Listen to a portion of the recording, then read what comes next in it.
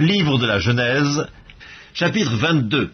Après ces choses, Dieu mit Abraham à l'épreuve et lui dit, « Abraham ?»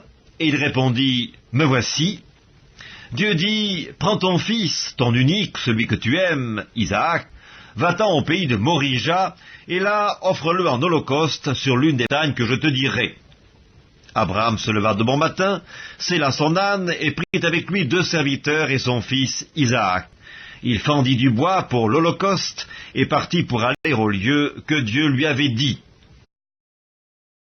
Le 3e jour, Abraham, levant les yeux, vit le lieu de loin. Et Abraham dit à ses serviteurs, « Restez ici avec l'âne, moi et le jeune homme, nous irons jusque-là pour adorer, et nous reviendrons auprès de vous. » Abraham prit le bois pour l'holocauste, le chargea sur son fils Isaac, et porta dans sa main le feu et le couteau. Et ils marchèrent tous 2 ensemble. Alors Isaac, parlant à Abraham, son père, lui dit, « Mon père ?» Et il répondit, « Me voici, mon fils. » Isaac reprit, « Voici le feu et le bois, mais où est l'agneau pour l'holocauste ?» Abraham répondit, « Mon fils, Dieu se pourvoira lui-même de l'agneau pour l'holocauste. » Et ils marchèrent tous 2 ensemble.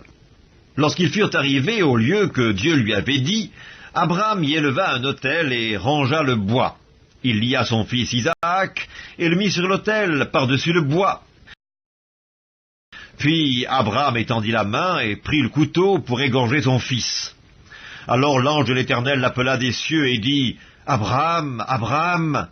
Et il répondit, « Me voici. » L'ange dit, « N'avance pas ta main sur l'enfant et ne lui fais rien, car je sais maintenant que tu crains Dieu et que tu ne m'as pas refusé fils, ton unique. »